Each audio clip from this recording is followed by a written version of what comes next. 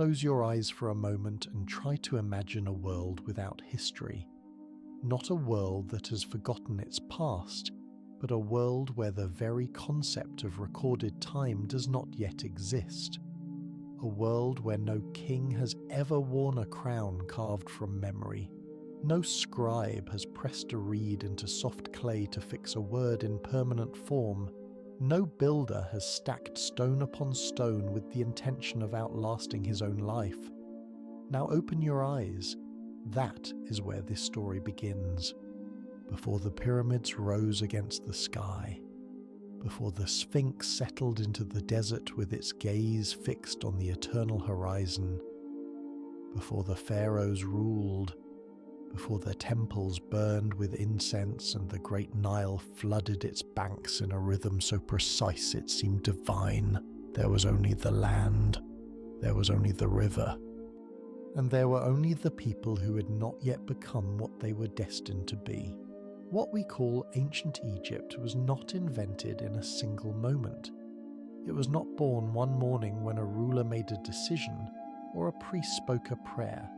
It grew. It accumulated, it crystallized over thousands of years, layer upon layer, like the black silt that the Nile left each year along its banks.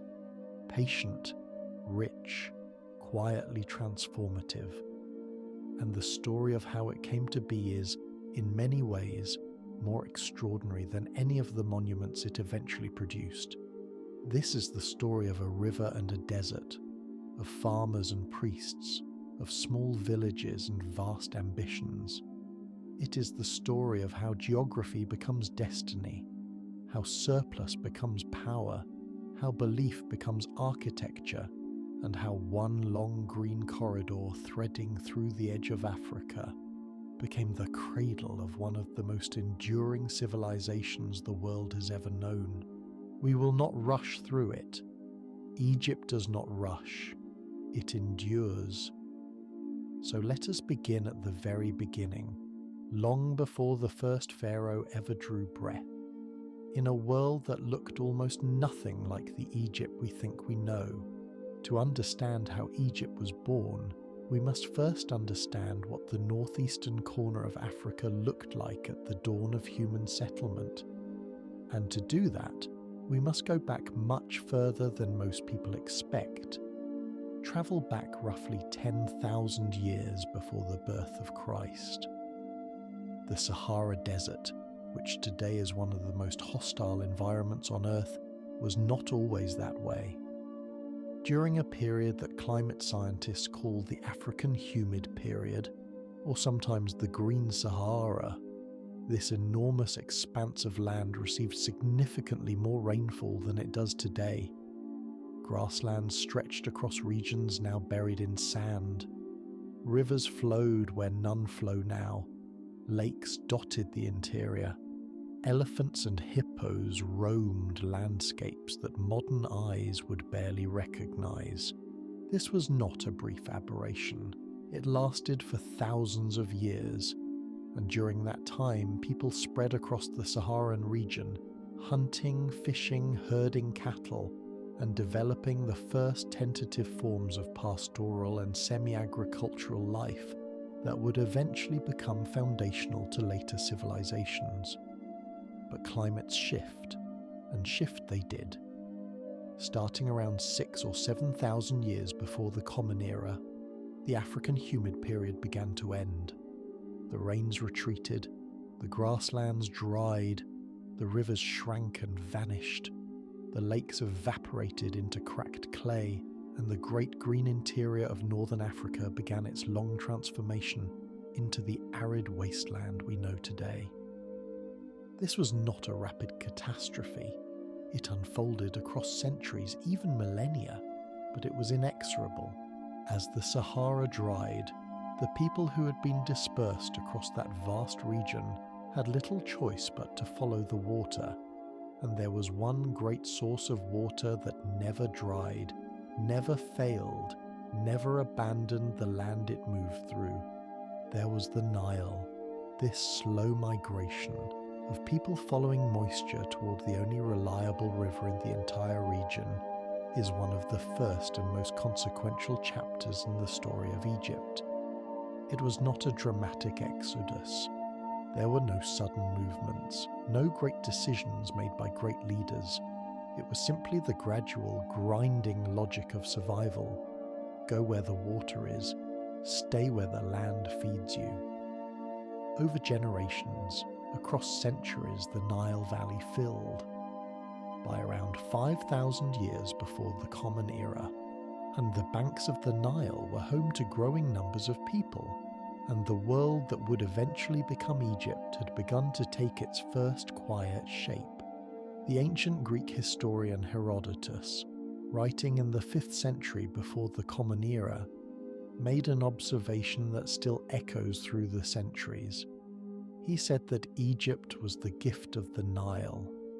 Modern scholars often find that formulation too simple, too passive. But there is something irreducibly true in it. Look at a map.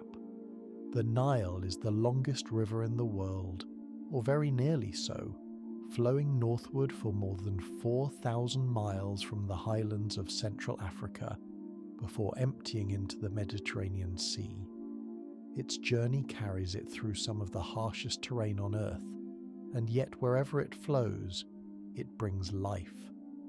The northeastern corner of Africa, what we now think of as Egypt, is almost entirely desert. The eastern desert between the Nile and the Red Sea, the western desert stretching toward Libya, the Sinai Peninsula to the northeast dry and stony. If you were to remove the Nile from this landscape, there would be nothing. No cities, no farms, no civilization, barely any people. The desert is not hospitable to human ambition, but the Nile changes everything in a very precise and remarkable way. Every year, without fail, the Nile flooded. The rains that fell in the Ethiopian highlands and the interior of equatorial Africa gathered into rivers that fed into the Nile's tributaries, and by the time that water reached Egypt, it arrived as an annual inundation of extraordinary power and, crucially, extraordinary generosity. The ancient Egyptians called the flood season Akhet. It began in late summer, when the river rose and spilled across the flat, low-lying land on either side of its banks, leaving behind as it receded not destruction, but a thin, dark layer of supremely fertile silt. This silt, carried from the mountains of Ethiopia and the heart of Africa, was among the richest agricultural soil in the ancient world. It required no fertilization. It asked for no fallow years. Year after year the flood came, and year after year the soil was renewed. The Egyptians had a name for this black earth. They called it Kemet, the Black Land, and they had a name for the desert beyond it. They called that Deshret, the Red Land. These were not merely geographical terms, they were the two poles of existence. The Black Land was life, the Red Land was death, and the entire civilization of ancient Egypt lived, physically and metaphysically, in the narrow ribbon between them. That ribbon was narrow indeed. For most of its Egyptian length, the cultivable land on either side of the Nile extended only a few kilometers before the desert began. In some places it was less than that. This meant that Egyptian civilization was, from its very beginning, fundamentally linear. It followed the river. It was defined by the river. It thought in terms of the river. The Nile also provided something beyond fertile soil and drinking water. It was a highway. The river's current flowed northward toward the sea, and the prevailing winds in the region blew southward, upstream. This almost magical combination meant that boats could sail south by catching the wind and drift north by following the current. Movement up and down the Nile was as natural and effortless as breathing. It connected communities that might otherwise have remained isolated, and that connectivity would prove essential to the story of how Egypt became one. The earliest human presence along the Nile Valley stretches back hundreds of thousands of years in the form of stone tools and the traces of nomadic hunter-gatherers who followed game and seasonal resources along the river's edge.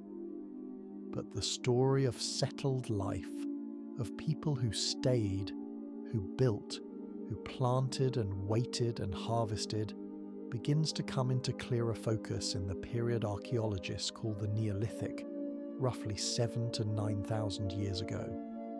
These earliest Nile Valley communities were small and modest by any measure. They settled on the natural levees and slightly elevated ground above the floodplain, places high enough to avoid the annual inundation, but close enough to benefit from the fertile soil it left behind. They built with what the river gave them: mud, reed, and palm. Their houses were simple structures of woven reeds plastered with river mud, cool in summer, warm in cool seasons, and biodegradable in ways that make them nearly invisible to archaeologists thousands of years later. They kept animals. Cattle were particularly important, not merely as a food source but as a form of wealth and social status. They also kept goats, sheep, and pigs. They cultivated wheat and barley, crops that had diffused into the Nile Valley from the ancient agricultural centres of the Near East. Though some local plant cultivation may also have developed independently along the river, they fished. The Nile was extraordinarily rich with fish, perch, catfish, tilapia, and fishing remained a central part of the Nile diet for thousands of years. They hunted the animals that came to the river's edge. They gathered wild plants and fruits from the margins of the floodplain. Their dead they buried with care, and in those burials we find some of our richest evidence about who these people were and what they believed. The dead were interred with objects, pottery, stone tools, jewellery fashioned from shell and stone, animal figurines. The fact that objects were placed with the dead suggests, even at this very early stage, some notion that existence did not end at death, that the person who had lived required provisions for what came next. These communities were not yet Egyptian in any meaningful political sense. They were Nile Valley peoples, diverse in their specific practices and local cultures, but increasingly connected by the river, by trade, by shared ideas about the world, and by the slow accumulation of shared ways of living. The thread of identity that would eventually bind them into something called Egypt was not yet visible, but it was being spun. Archaeologists used the term pre-dynastic to refer to the roughly 2,000 years or so before Egypt's first dynasty, a period running from approximately 5,000 to 3,100 years before the Common Era. This is, in many ways, the most fascinating and least told chapter of Egyptian history. It is the chapter in which everything essential was prepared without any single dramatic moment to mark the preparation. By the middle of the 4th millennium before the Common Era, the Nile Valley was dotted with communities of increasing size and complexity. In Upper Egypt, which is counterintuitively the southern part of the country, since the Nile flows northward and the Egyptians oriented themselves by the river's source. The culture archaeologists call the Naqada culture was developing with remarkable sophistication. Named after a modern site in southern Egypt where significant finds were first made, the Naqada culture passed through several phases over many centuries. In its earliest phases, it produced distinctive black-topped red pottery of considerable elegance, and figurines of humans and animals that suggest a rich symbolic and religious imagination. As it developed, its pottery became more elaborate, decorated with scenes of boats, animals, and human figures. Some of the earliest narrative art in human history, the Nakada people were not isolated. They traded extensively.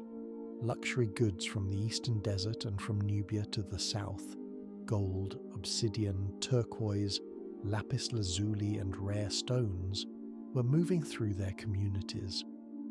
This trade was not simply an economic activity. It carried ideas, it carried symbols, it carried the prestige of rare and beautiful things, and the people who controlled that trade began to accumulate a distinctive kind of social power. In the Nile Delta and along the northern part of the river, in Lower Egypt, a somewhat different cultural complex was developing, one that archaeologists have called the Mahdi culture, again named after a site near modern Cairo. The Mahdi people maintained strong connections with the peoples of the Levant to the northeast, and their material culture reflects those links. Was they too were farming, herding, and trading. They too were developing craft specializations and social hierarchies. These two cultural worlds, the Nakada of the south and the Ma'adi-related cultures of the north, were distinct in many ways. They had different pottery traditions, different burial customs, different symbolic vocabularies. Yet they shared the Nile, and increasingly, as the centuries passed, the more expansive and energetic Nakada culture began to exert its influence northward along the river, absorbing, displacing, and transforming the northern cultures until, by the late pre-dynastic period, something recognizably unified in cultural terms stretched from the first Nile cataract far to the south, all the way to the Mediterranean coast. This cultural expansion was not purely peaceful, and it was not the work of any single ruler or empire. It was the cumulative result of generations of trade, migration, intermarriage, competition, and the slow dominance of ideas and practices that proved most compelling or most useful. By around 3,400 years before the Common Era, the Nakada culture had effectively transformed the entire Nile Valley into a recognizable cultural unity, even though political unity would take another 3 centuries to complete. To understand how small communities become complex societies, and how complex societies eventually become something we call civilizations, it helps to think carefully about food.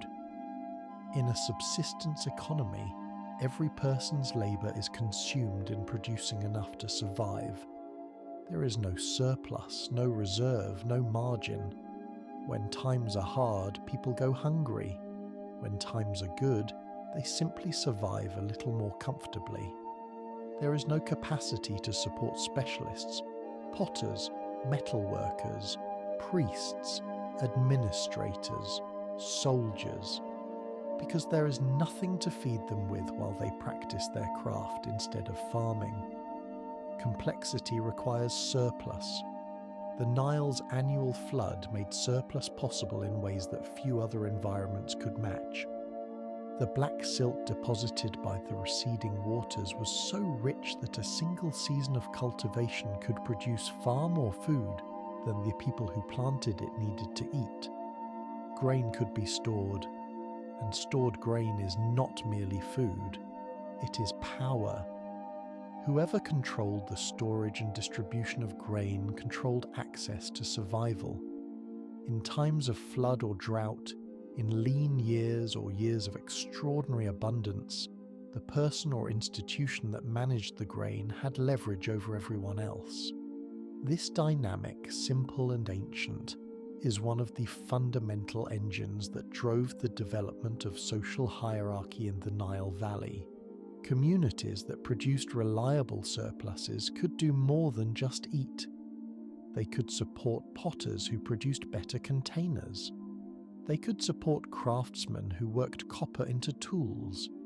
They could support individuals whose role was less about physical production and more about management, ritual, or knowledge.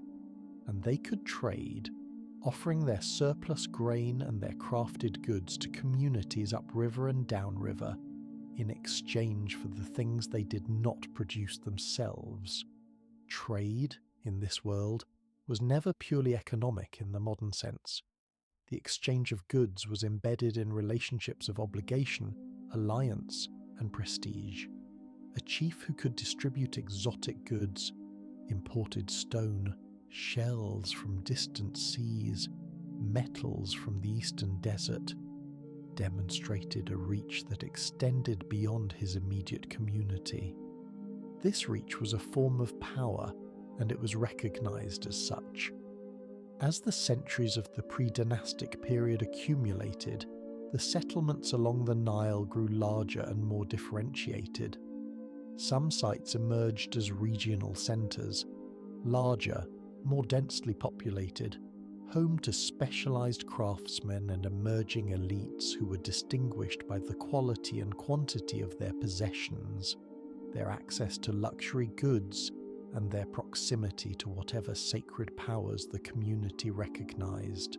The burials of this period tell a revealing story. In the cemeteries of Nakada and other major sites, most graves are simple: a body, a few pots, a modest collection of personal objects. But some graves stand out with startling clarity. They are larger. They contain far more objects of higher quality, rarer materials, greater complexity. The bodies in these graves were treated with more care, more ceremony. Occasionally they show evidence of having been wrapped or adorned in ways that suggest enormous attention was paid to their preparation. What we are watching across these cemeteries is the visible crystallization of social hierarchy. Egypt was not born equal. It was born into the same gradient of power and status that has characterized human societies from the earliest times. But along the Nile, that gradient would eventually produce something extraordinary, a structure of power so elaborate, so formalized, and so durably maintained that it would outlast virtually every other political institution of the ancient world. No account of how Egypt was made can ignore religion, because in ancient Egypt religion was not a compartment of life. It was the architecture within which all of life was understood. Politics, agriculture, death, art, administration, war, all of these were saturated with religious meaning before the first dynasty was ever established. The sacred was not separate from the ordinary. It was the framework in which the ordinary made sense. The religious imagination of the pre-dynastic Nile Valley was rich, local, and diverse. Different communities had different patron deities, different mythological traditions, different sacred animals and symbols. The god that mattered most in one village might be unknown or marginal in another. This local diversity never entirely disappeared, even after Egypt was politically unified, and it remained one of the most distinctive features of Egyptian religious life throughout its entire history. Yet despite this diversity, certain themes and concerns appear consistently across the pre-dynastic material record, and they would remain central to Egyptian belief for thousands of years. The relationship between the living and the dead was one of the most powerful of these. The care with which pre-dynastic communities buried their dead, orienting bodies in consistent directions, providing grave goods, placing food and drink within reach, suggests a deeply felt belief that the dead continued to exist in some meaningful sense, and that the living had obligations to them. Death was not a wall, it was a threshold. The natural world, and particularly the annual cycle of the Nile, was another great organizing force in the religious imagination. The flood came, the land dried, seeds were planted, crops grew, the flood came again. This cycle of death and renewal, of the land going barren and then bursting back into life, was not merely agricultural fact, it was cosmological truth. It was how the universe worked. And the gods who governed these cycles, the sky, the sun, the river, the desert, were not distant beings but active presences in daily life. Animals occupied a particularly important place in this religious world. Certain animals were understood to embody divine qualities or to serve as channels through which divine power expressed itself in the physical world. The falcon, soaring above the landscape with its encompassing gaze, would become one of the most enduring divine symbols in all of Egyptian history. The ibis, the crocodile, the cobra, the jackal, each carried layers of sacred meaning that pre-dynastic communities were already developing and elaborating long before the first hieroglyph was carved. Local cult centers began to emerge as focal points of community religious life. These were places where rituals were performed, offerings made, and the sacred presence was felt most strongly. They were not yet the monumental stone temples that would characterize later Egyptian religion, but the impulse behind them, to define a space as holy, to maintain it, to serve its divine inhabitant, was already ancient by the time the first dynasty arrived. The great temples of Karnak and Luxor and Abydos would one day be built on top of the accumulated sanctity of centuries of prior worship. What role did religious leaders play in this early world? Almost certainly they were among the most influential people in their communities, alongside the emerging economic and military elites. The ability to communicate with the divine, to manage the rituals that kept the cosmic order functioning, to interpret signs and omens. This was not a peripheral skill, it was essential. And in the centuries to come, and the merging of religious authority with political authority would produce one of the most distinctive institutions in all of human history, the divine pharaoh. By the late pre-dynastic period, roughly the centuries between 3,500 and 3,100 years before the Common Era, the Nile Valley had become increasingly organized around a distinction that would define Egyptian political geography for the next 3,000 years. There were, in essence, two Egypts. Upper Egypt, as mentioned, occupied the southern portion of the river corridor, from the first Nile cataract near modern Aswan northward to the area around Memphis. It was a world defined by the narrow Nile Valley between its flanking deserts, a long, thin strip of cultivated land pressed close to the river, dramatic in its geological clarity.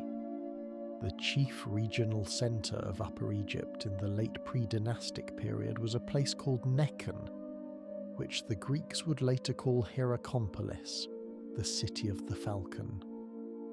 This was one of the most significant and extensively excavated sites of the early Nile Valley, a place where archaeologists have found extraordinary evidence of early ceremonial activity, monumental brewing installations, elaborate burials, and some of the earliest large-scale paintings on the walls of a tomb. Lower Egypt was the flat, fan-shaped delta where the Nile spread out into multiple branches before meeting the sea. This was a very different landscape from the narrow valley of the south, broader, wetter, more lush, and more connected to the Mediterranean world and the peoples of the Levant. The delta was less geographically confined, and its cultures reflected that openness. The chief centres of Lower Egypt included sites in the western delta and an area near modern Cairo called Buto, which may have served as one of the primary sacred and administrative centres of the north. The Egyptians themselves maintained this distinction throughout their entire history with an almost obsessive consistency. The king of Egypt was always, in theory, the king of two lands. He wore two crowns, the tall white crown of Upper Egypt and the distinctive red crown of Lower Egypt, and often combined them into a single double crown. The cobra goddess Wadjet represented the north, and the vulture goddess Nekbet represented the south, and together they flanked the royal name and the most formal expressions of royal power. Why did this distinction persist so stubbornly? Partly because it was geographically real. The valley and the delta were genuinely different environments with different economic characteristics, different relationships to outside cultures, and different local religious traditions. But partly too because the Egyptians found deep meaning in the principle of duality, the pairing of opposites that together formed a complete and balanced whole. Upper and Lower Egypt, black land and red land, life and death, chaos and order. The world was made of pairs in tension, and the king's role was to hold those pairs in harmonious balance. But in the late pre-dynastic period, that balance was not yet achieved. The two lands were not yet one. They were rival worlds, each with its own centres of power, its own emerging dynasties of local rulers, with its own territorial ambitions. And the story of how they came to be joined is one of the great political dramas of the ancient world. Even if frustratingly, it is one for which we have very few clear written records. The political unification of Upper and Lower Egypt was not a single event. It was a process, and a long and complicated one, driven by the ambitions of local rulers in the south, who had built up economic power, military capacity, and religious legitimacy over generations. Archaeological evidence from the late pre-dynastic period shows clear signs of increasing conflict and competition between regional centres. Sites like Hierakonpolis in Upper Egypt produced a remarkable object known today as the battlefield palette, a cosmetic palette. These were used for grinding pigments, decorated with scenes that appear to show the aftermath of a battle, with bound prisoners and the bodies of the defeated being consumed by vultures and lions. This is not decorative art, it is political art. It is a statement of power. The rulers of Upper Egypt, and particularly those based at Hierakonpolis and at Abydos further north, were expanding their influence, incorporating neighbouring territories, and building what can only be described as proto-state institutions. They had administrators, they had redistributive economies that gathered resources from their territories and dispensed them according to the ruler's will, and they had ideologies of kingship that were being formalized and elaborated. One of the most significant things about this period is the evidence for long-distance trade and cultural influence reaching far beyond the Nile Valley. Objects of Mesopotamian origin or Mesopotamian influence style appear in Egypt at this time. Cylinder seals, certain artistic motifs, possibly some architectural ideas. Scholars debate how much this represents direct contact versus parallel development, but it is clear that the late pre-dynastic Nile Valley was not isolated from the broader currents of ancient Near Eastern development. Ideas about kingship, writing, and administrative organization were circulating across a wide region, and the emerging rulers of Egypt were participating in that broader conversation. The elite burials at Abydos, the site that would eventually become one of the most sacred in all of Egypt, provide a window into the political trajectory of these centuries. The cemetery known as Cemetery U at Abydos contains tombs of increasing size and complexity, dating from the mid-4th millennium onward. By the late pre-dynastic period, the largest tombs here were multi-chambered structures of real architectural ambition, furnished with enormous quantities of imported wine from the Levant, locally produced luxury goods, and what appear to be some of the earliest known examples of Egyptian writing. Administrative labels and tags, probably attached to goods, that demonstrate the emerging need to record and manage flows of wealth. The rulers buried here were not yet pharaohs in the later sense, but they were something. They were chiefs who had become something more than chiefs. They were kings in becoming, men whose power was being expressed in architectural permanence, whose administration required writing, and whose ideology of rule was developing the sacred dimension that would eventually make the Egyptian king not merely a ruler, but a god. And then, at the end of this long preparation, came the moment, or rather the process, that we conventionally describe as unification. Here we must be careful. History and legend have a way of blurring at the edges of the archaeological record, and the story of Egypt's unification sits exactly at that blur. What we have are objects. What we lack are clear, unambiguous written accounts. The written tradition of ancient Egypt itself, as it was recorded centuries later, named a king called Menes as the first pharaoh, the unifier of the two lands, the founder of the first dynasty, and of the capital city of Memphis. But who was Menes?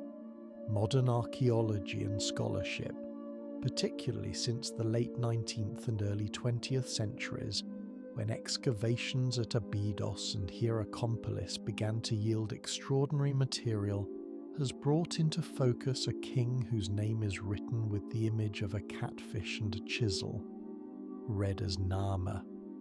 And Narmer has become the central figure in our best current understanding of the unification, even though the story is considerably more complicated than a single king, a single battle, and a decisive moment of triumph.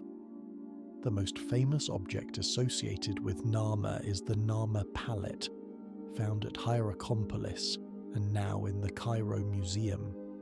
It is a large ceremonial cosmetic palette, roughly 63 centimeters in height, carved from dark green siltstone, and on its surface is one of the earliest examples of what will become the canonical language of Egyptian royal imagery. On one face, the king, identified by a hieroglyphic label as Narmer, is shown wearing the white crown of Upper Egypt. He stands in a pose of dominance, grasping an enemy by the hair, about to deliver a killing blow. This is the smiting scene, an image of the king as executor of divine justice that will be repeated on temple walls for the next 3,000 years. At the top of the palette, on both faces, the name Narmer appears, flanked by the image of a bovine creature with a human face, possibly an early representation of the goddess Hathor. On the other face, Narmer wears the red crown of Lower Egypt and walks in procession, viewing rows of decapitated enemies. Two animals with extraordinarily elongated necks are intertwined to form the central depression of the palette, a motif with origins in Mesopotamian artistic tradition. At the bottom, the king, rendered as a bull, tramples an enemy and tears at the walls of a city.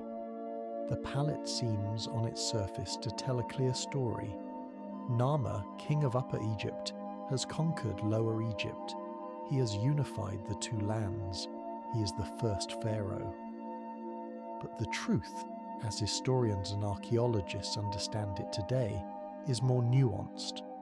The Narmer palette is probably not a literal military report. It is a ceremonial object expressing ideological claims about the king's power and divine sanction in a visual language that was already being developed and that would continue to develop for millennia. Whether Narmer personally led military campaigns to subjugate the north, or whether his palette represents the culmination of a much longer process of political and cultural integration, or some combination of both, is not entirely clear. What does seem clear is that the process of unification was already well underway before Narmer, and that it involved both military coercion and more gradual processes of economic integration, cultural convergence, and political alliance. The ruler immediately preceding Narmer, a king known today as Ka, or possibly Scorpion II, whose name appears on another remarkable ceremonial object, a large mace head showing a king performing an agricultural ritual, also appears to have been moving toward, if not actually achieving, political control over substantial portions of the Nile Valley. Whether Menes and Narmer are the same person is another question that scholars have debated for over a century without definitive resolution. Some believe they are identical, that Menes was a name or title used alongside the Horus name Narmer, but others suggest they were successive kings whose deeds were eventually conflated. The Egyptian record itself, compiled much later, may have compressed and simplified a process that took decades or even generations into the cleaner narrative of a single founding act.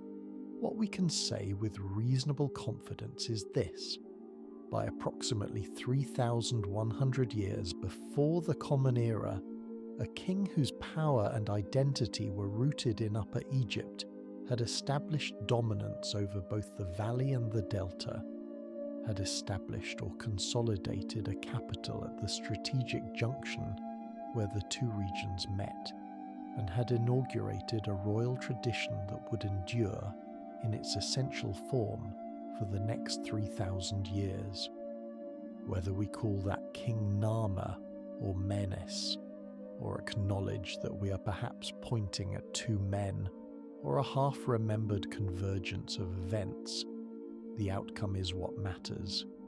Egypt was one. The founding of the First Dynasty was not merely a political event, it was also a cultural and institutional revolution, one of the most concentrated episodes of innovation in human history. In the space of a few generations around the beginning of the First Dynasty, the Egyptians developed or dramatically accelerated the development of institutions, technologies, and ideologies that would define their civilization for thousands of years. Writing is perhaps the most transformative of these developments. The earliest Egyptian writing appears in the late pre-dynastic period, in the form of labels and tags attached to trade goods at sites like Abydos. But during and after the unification, writing expanded dramatically in both scope and sophistication. Within a remarkably short time, the hieroglyphs, those elegant picture signs that can function as images, phonetic signs, and determinatives simultaneously, were being used to record royal names, administrative information, offerings, and the first fragments of what would become an extraordinarily rich literary tradition. Egyptian hieroglyphic writing was a complex system that took years of dedicated training to master. This complexity was, in part, intentional. A script that only trained specialists could read was a tool of power as much as a tool of communication.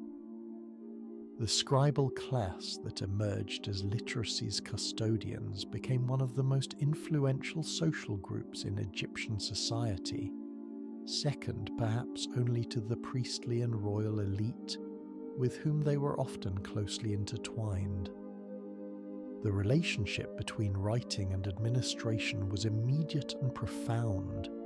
A state that controls a territory stretching over 1,000 kilometers of river valley, receiving tribute from multiple regions, managing grain distribution, organizing labor for building projects, and maintaining a system of royal authority over countless communities requires record keeping. Like you cannot rule the Nile from memory alone. The development of writing in Egypt was not an academic luxury. It was an administrative necessity, and it flourished from the very beginning in the service of the state. But no institution was more central to the first dynasty than kingship itself, and in the years around the unification, the idea of what a king was underwent a remarkable transformation. The pre-dynastic rulers of Upper Egypt had been powerful, wealthy, and militarily formidable. But the pharaoh who emerged from the unification was something new, a being who stood at the intersection of the human and the divine. The king was understood to be the living embodiment of Horus, the falcon god, the lord of the sky, the divine ruler of the world of the living. And when he died, he was identified with Osiris, the god of the dead, the ruler of the afterlife. The king was not merely a ruler with divine favor, he was himself divine. His person was sacred.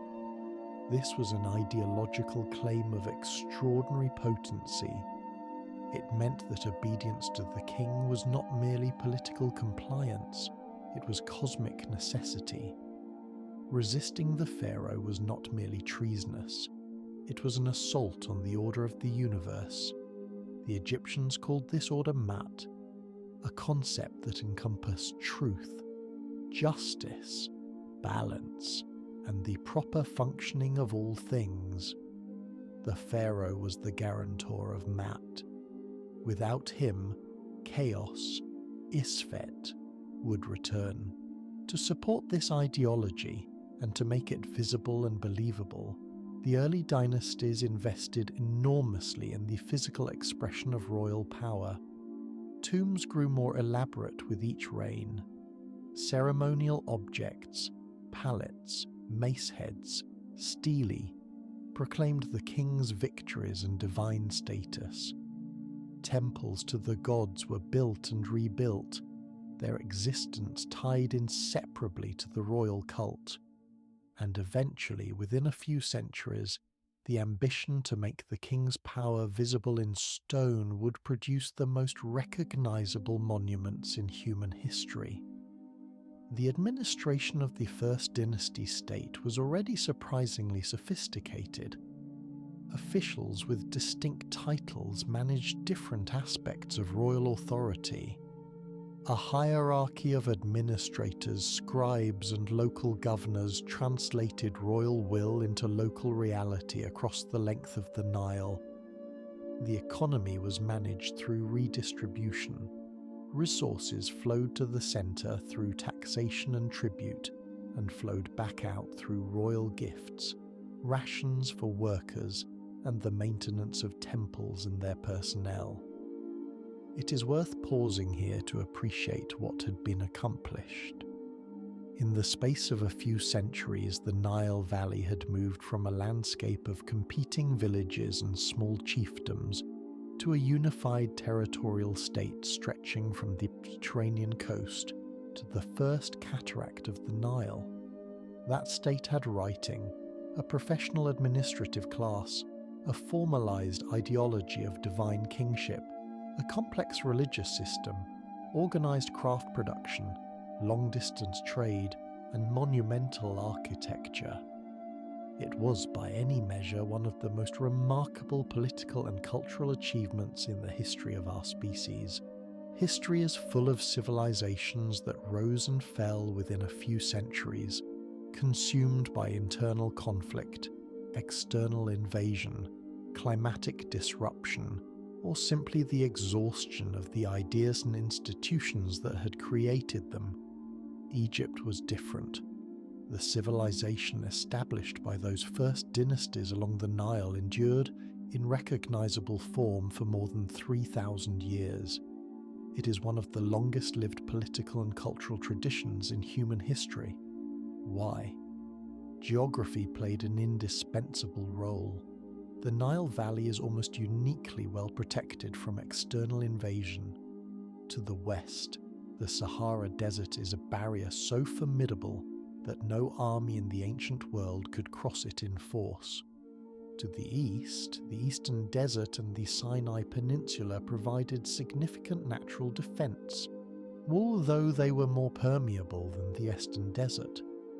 To the south, the cataracts of the Nile, those rocky rapids where the river becomes impassable by boat, created natural choke points that limited the movement of armies from Nubia. And to the north, the Mediterranean Sea, while open to maritime travel, was not easily crossed by the large land armies that typically threatened ancient states. This geographic insulation gave Egypt something that most ancient civilizations could only dream of: time. Time to develop its institutions without the constant existential pressure of military threat. Time to elaborate its culture, its religion, its art, its writing without the disruption of conquest. Time, above all, to become deeply, firmly, confidently itself. Egyptians were not a people in flux, constantly reinventing their identity under pressure. They were a people who knew who they were, where they lived, and what their world meant. That confidence was itself a source of stability. The Nile's predictability was another anchor. In Mesopotamia, the great river civilizations of the Tigris and Euphrates faced floods that were irregular, sometimes catastrophic, and deeply unpredictable. The Nile's annual flood, by contrast, was remarkably regular. It came at the same season each year, it receded at the same season, and its deposits of silt were, in most years, the foundation of reliable agricultural prosperity. There were bad years, years of low flood and drought, years of excessive flood and destruction, but the overall pattern was one of dependable cyclical renewal. This predictability fostered a worldview that was fundamentally optimistic about the natural order, confident that the cycle would continue, that the flood would return, that the sun would rise. The ideology of divine kingship once established, theirs was also a powerful stabilizing force. By making the king the cosmic guarantor of order, the earthly embodiment of Horus, the inheritor of the divine mandate to maintain Maat, Egyptian political thought created an institution that was almost impossible to challenge on purely human terms. You did not simply disagree with the pharaoh's policies, you were placing yourself in opposition to the divine order of the universe. This was not merely intimidating.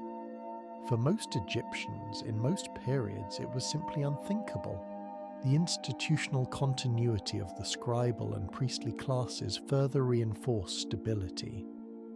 These groups maintained the accumulated knowledge of generations, agricultural techniques, administrative precedents, religious rites, astronomical observations, medical practices, in written and oral tradition. Even when individual dynasties failed, even as a political center fractured, the underlying institutional infrastructure had a remarkable capacity to reconstitute itself. Egypt's so-called intermediate periods, when central authority broke down, were not the death of civilization. They were disruptions in a tradition that had deep enough roots to regenerate. And perhaps most profoundly, there was the Egyptian relationship with the past itself. The Egyptians were the first people we know of who deliberately and systematically looked to the past as a model for the present. When they wanted to express legitimacy, they evoked antiquity. When they built a temple, they built it in forms that were already ancient. When they depicted their king, they used conventions established 1,000 years before. The past was not a burden to be escaped. It was a resource to be drawn upon, a proof of continuity, a guarantee of divine favour. Egypt endured partly because it wanted to endure, because endurance was built into its very self-understanding. It would take another 5 centuries after the first dynasty for Egypt to produce the step pyramid of Djoser, and another century beyond that for the Great Pyramid of Khufu to rise at Giza.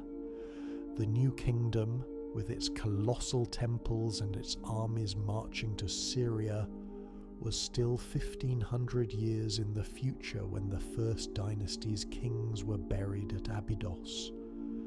The golden musk of Tutankhamun, the hypostyle hall of Karnak, the rock-cut tombs of the Valley of the Kings, all of this lay far ahead. But the seeds of all of it were already planted in those first centuries of the unified state.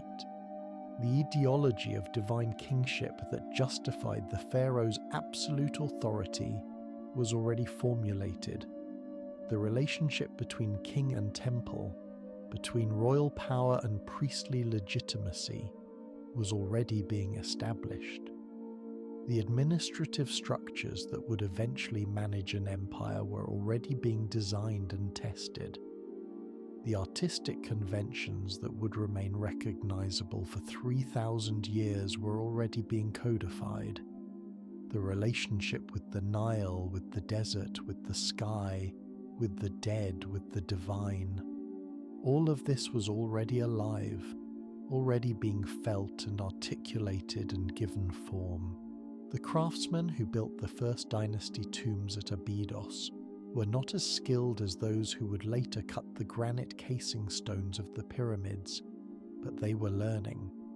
The scribes who attached labels to wine jars were not yet composing the great religious texts that would fill New Kingdom tomb walls, but they were learning to write, and in learning to write, they were learning to think across time. The priests who tended the early cult centers were not yet presiding over the colossal temple complexes of Karnak or Luxor, but they were already developing the ritual traditions, the theological frameworks, the institutional habits that would eventually make those temples possible and necessary. Greatness in any human endeavor is rarely sudden, it is accumulated. The Great Pyramid of Giza did not spring from nothing. It was the product of centuries of learning how to cut stone, how to organize labor, how to solve structural problems, how to feed and house tens of thousands of workers, how to align a massive structure with the stars. All of that knowledge had to be built up, generation by generation, failure by failure, insight by insight. And it was built up because, from the very beginning, Egypt was a civilization that took permanence seriously, that believed the work of the present moment had consequences that would extend into an eternal future. We began this story in silence, in the absence of monuments and crowns and written names, in the wide, patient world that existed before any of the things we associate with Egypt had yet come into being.